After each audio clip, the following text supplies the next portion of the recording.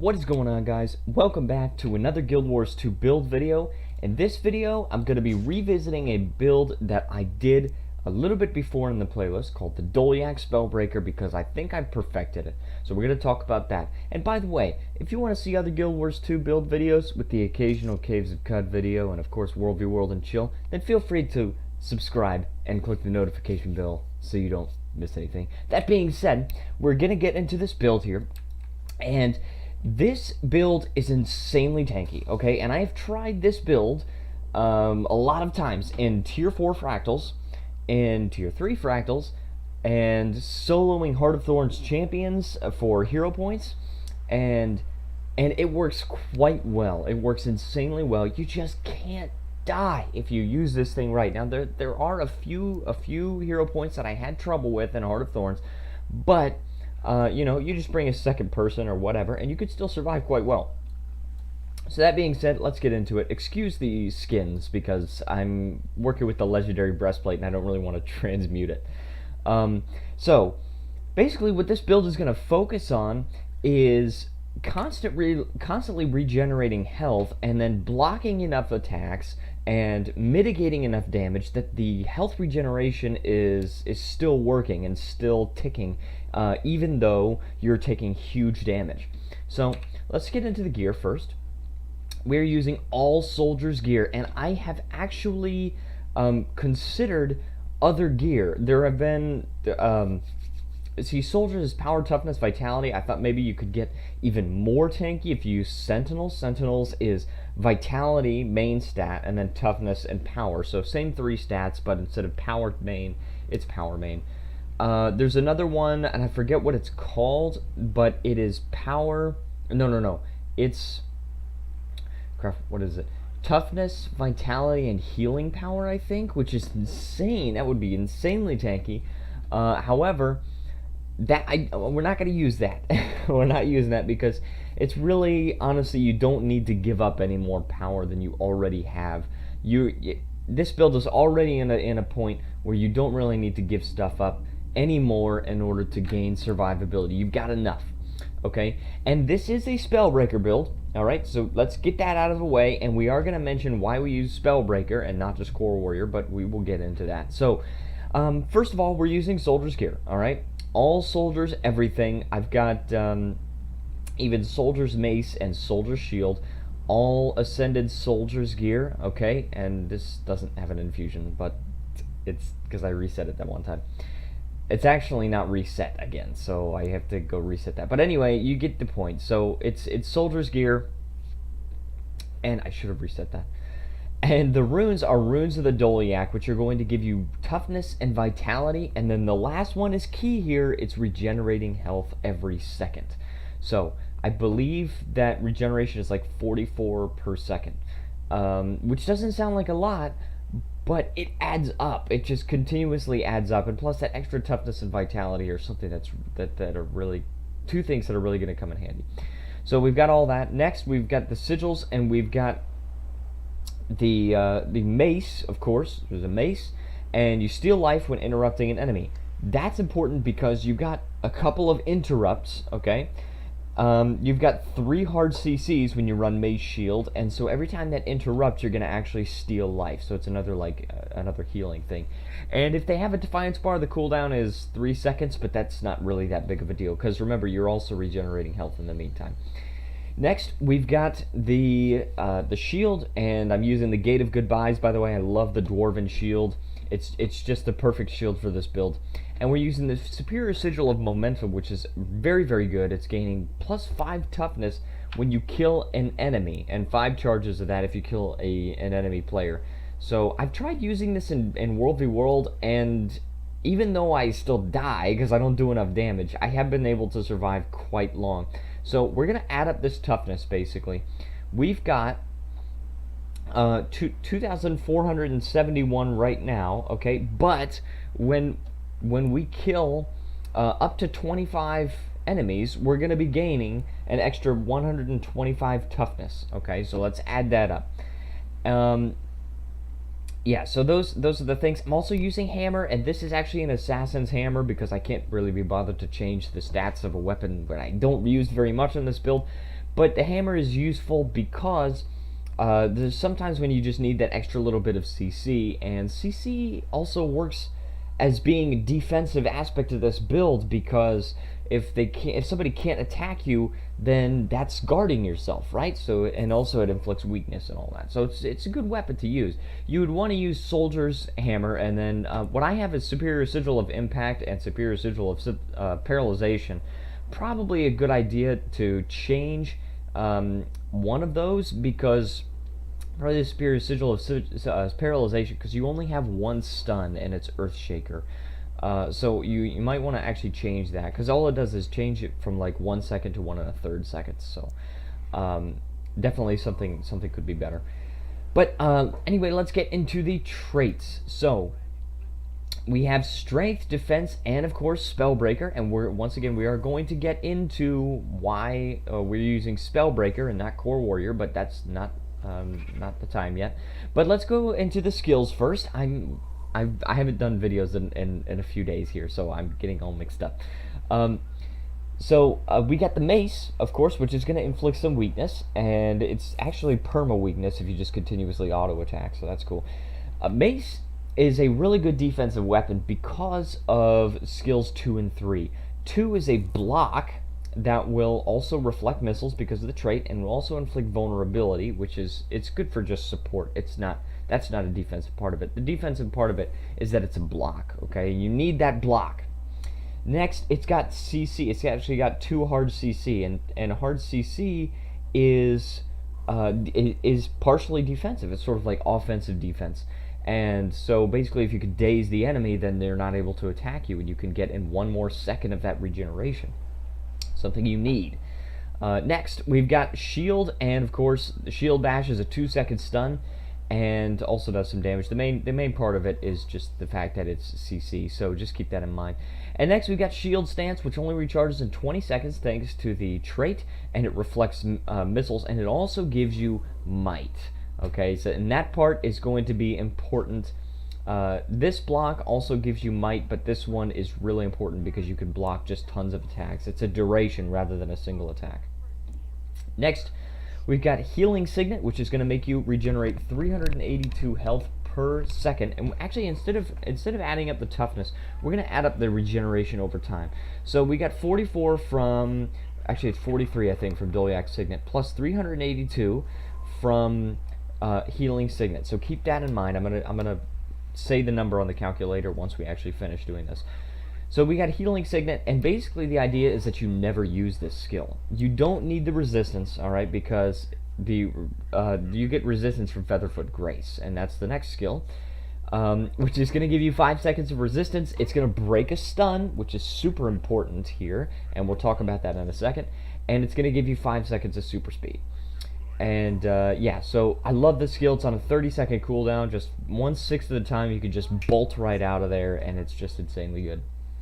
Next, we've got Dolyak Signet, which is going to give you a big fat stack of stability, and it breaks a stun, which is very, very good. And it also gives you 180 toughness while you're not using it. So definitely you want to use Dolyak stuff wherever you can. Whether it's Rune of the Dolyak or Signet of the Dolyak or whatever. Dolyak, you are a Dolyak as this build, so keep that in mind. And Dolyak Signet just works perfectly for this build, so use it. Next is Shake It Off, and I think last time I showed off this build I wasn't really sure what to use for the third utility, but now I'm pretty sure. And there is a variation of this. Shake It Off is if you need some Condi removal and you want a stun break on an only 25-second cooldown. But you could also use Endure Pain, which is another stun break, but instead it's invulnerability if you're going to take more direct damage instead of conditions. Or if you need more stability, then you could potentially use Balanced Stance. For another stun break, I don't recommend Balanced Stance because it's if you have more stability, then you don't get like any more chances to break stuns, whereas you need to break stuns. The idea is that you're breaking stuns all the time, and so if you get the stability, then then you're not going to be able to break the stuns during those 4 seconds. You just could consistently get it. But that being said, it still does have utility because you're immune to critical hits. So, you know, you could make that regeneration work for you even better.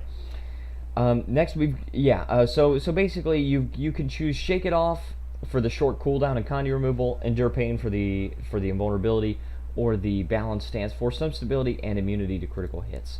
My personal recommendation is Shake It Off. Next, we've got Signet of Rage. This is going to give you some extra adrenaline when it's not active, which is really important because this build doesn't really get that much adrenaline, right? It's got a little bit of adrenaline only if you don't block an attack here, which you want to block.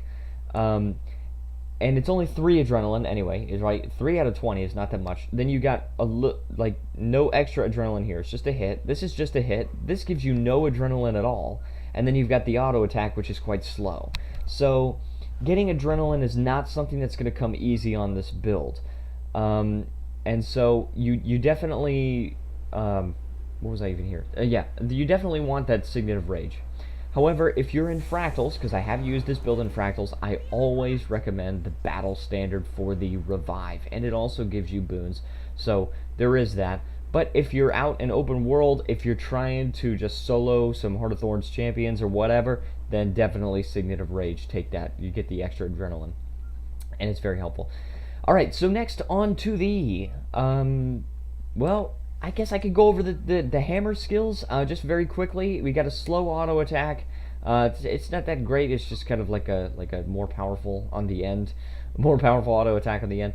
You got weakness here on the 6-second recharge. You've got cripple. You've got a knockback and a knockdown. Okay, this powerful knockdown, 2 seconds, and you've got, of course, a 1-second stun on Earthshaker. So you know that's basically all the hammer is good for, is just the CC. But next, let's get into the traits. So we got strength first, and the first trait, really honestly, you could. It honestly wouldn't really matter if you went the first or second, if you went Brave Stride or Restorative Strength. Restorative Strength is kind of useless because you're not using Healing Signet. You're supposed to never use Healing Signet on this build because it takes away your regeneration. But, you know, if you ever use it, you could gain Might and get that extra little bit of healing because a Might makes right.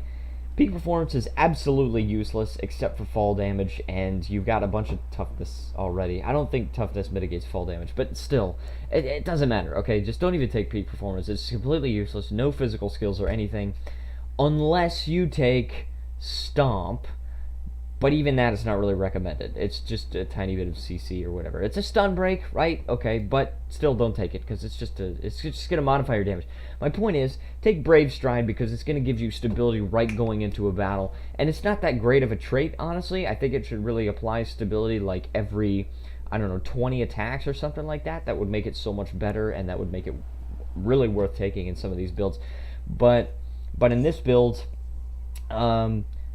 it definitely works because you're getting stability and you can't be knocked down and you're just always in the fight, right? A dead warrior is a useless warrior, right? So next we've got Great Fortitude, and you get vitality based on a percentage of your power, so it's going to give you an extra couple thousand health, and I'm actually supposed to have about 32k health with this, but my trinket is not reset, so I have to actually give myself the soldier's trinkets. It's still on commander stats. But this is good because you're gaining vitality, okay? And the other stuff doesn't make a whole lot of sense. The weakness and bleeding is not really that useful, but yeah, so Great Fortitude. Definitely run that. Next, I would consider this absolutely required. It is Might Makes Right, and it's going to give you 133 health every time you gain Might, and that's important because when you block an attack, which we're going to get into in a second, you're going to gain Might. And also, that's one of the reasons we're using Spellbreaker as well, so let's keep that in mind. Next, we've got Defense. The Endurance gain is just kind of like, it's not really that important. It's mainly the health. Okay, next we've got Defense, alright, and it gives you extra toughness when you're over 75% health. I usually don't mention this one, Thick Skin, because it's just the very first thing. It doesn't matter too much, but this build has insane amounts of toughness, so... Shield Master is first. Basically, when you're blocking, you reflect a missile, so that also applies to Mace 2. And then, of course, Shield 5, Shield Stance, right? it's going to give you might, and it's supposed to only be for 8 seconds. It doesn't really matter about the duration of the might, because the point is that you're getting might, and so you're getting that extra healing. Somebody's about to do this flurry of attacks, you put on shield stance, and instead it just heals you a bunch, right? It's a lot. It's really good. It ends up being a lot. Alright, next we've got adrenal health, and even though this is not really a choice when it comes to defense, I always mention it because it is absolutely a cornerstone of this build. I'm just doing it on the calculator right here. What we've got is we've got one stack is 2,475 heals. So 2,475 divided by the amount of seconds, which is 15 seconds. All right, and then times three stacks. All right, so I'm adding that to the calculator, and that's not even the full amount that we're going to regenerate every second when we get up to max capacity. So keep that in mind. But just keep in mind that you want to use bursts as often as you can. Even though you don't get a lot of adrenaline, you want to use a lot of bursts so that you can get that adrenal health. Next, we've got lesser endure pain. Honestly, any three of these traits, if you want to make a variant of this trait, of this build, any three of this trait is going to be good. Okay, if you're not doing enough damage, then you can do armored attack, because you have a lot of toughness already, and so this is going to augment your power. If you need a shorter cooldown on pommel bash, right, and counter blow, you take sundering mace, right, because it's a 10-second and 12-second. But if you take this, then it's 9.5 seconds and 8 seconds. So if you want that to do sundering mace, it also increases the the stuns, dazes, knockdowns by mace skills last longer against vulnerable foes, and you don't actually have a knockdown. You don't have a knockdown with mace, main hand mace, but you do have one with the offhand mace. But it doesn't matter. Anyways, so you could choose any one of those. I have lesser endure pain. I have defy pain because it's just an extra invulnerability, and especially if you don't take the actual skill endure pain, then it's quite useful. Lastly, we've got rousing resilience, and this is absolutely required. Do not change away from this, okay? Because this is the idea here. Whenever you break out of a stun, you gain 1,000 toughness and you gain 2,500 health. Alright, so basically you're already regenerating a whole ton of health, but then you also break a stun, and then you heal by another 2,500. It's insane, okay? And plus 1,000 extra toughness. So and that's 8 seconds, by the way. 8 seconds of extra toughness, and there's no internal cooldown. So if they stun you once, Featherfoot Grace. Stun you twice, Shake It Off. Stun you 3 times, Dolyak Signet. You've got 24 seconds of 1,000 extra toughness, and then you just gained 7,500 health, or 7,600, something like that. Insane amount of health and toughness coming your way with this build. Lastly, we've got Spellbreaker, and there are a few reasons we run Spellbreaker. Alright, and we're gonna get into that once we get into the last trait. Alright, so actually before then, but first reason we use Spellbreaker is full counter. Full counter is another block, all right, and it's also a bunch of it's also a little bit of CC, and it's also a little bit of stability right off the bat. It's like right off the bat you're gaining some defensive bonuses from this. We do the we've got a daze, right? It's a half-second daze. We've got the stability. We can't be knocked down during the full counter, and it reduces the damage 100%. Even if their skill is unblockable, it still will not do any damage versus you. It's just so good. And it recharges your Skull Crack, which means you can use more hard CC and more adrenal health. So that is insanely good. That's the first reason we use Spellbreaker, because of the defensive abilities of full counter. First trait we run is Guard Counter, which then applies protection after we successfully full counter. Protection is very useful, especially in PvE when monsters are dealing just these insane amounts of damage, raw chunks of damage, you know. Next, this is the second reason we use Spellbreaker, is that every hard CC that we use removes boons, and we've got a lot of hard CC. We've got a daze here, a stun here, a stun here, and we switch to hammer, we got a stun here, a knockback here, and a knockdown here. We've got 6 instances of boon removal, and some of them on kind of a short cooldown. This Skullcrack is on an 8-second cooldown, as is Earthshaker, and so it's really, that's a lot of boon removal. Removing boons is also defensive. It's offensive defense. So that's the second reason we use Spellbreaker. And next, we've got full counter applies cripple and slow. This is another instance where it's sort of defensive, because if they're crippled, they can't chase after you as fast. If they're slow, then it's easier to interrupt them with a CC skill, and they can't activate skills as fast to hurt you. So more time for you to get that extra passive regeneration in. If you wanted to create a variant of this build, you could run Loss Aversion based on what you know you're going to be facing. It's extra adrenaline and more damage when you remove boons, which you're going to be able to remove a lot of boons. Don't forget the full counter is also a daze, so that also removes a boon. I didn't mention it before, but it does. And lastly, the absolutely most important reason why we use Spellbreaker, and absolutely required for this build, Magebane Tether. And this skill has actually been buffed in PvE since I made the last Dolyak video. But basically, you're going to be gaining when you use I can't talk when you use a burst skill against an enemy. For every second, it's going to give you 3 stacks of might, and that's important because of might makes right. All right, so basically every second that Magebane Tether is active, it also gives you a 10% damage buff against that target, right? It also reveals them so they can't stealth or whatever. And it's also unblockable. But the important thing is the might. So every second, you're gaining 399 extra health from that. So, holy crap, alright? This is insane. You're getting so much health per second, and I'm not even done. Alright, so that's basically the main reason why you take Magebane Tether, is that when you use a burst skill, not only are you getting the adrenal health, right, but you're also getting the Magebane Tether for that extra 399 health every second.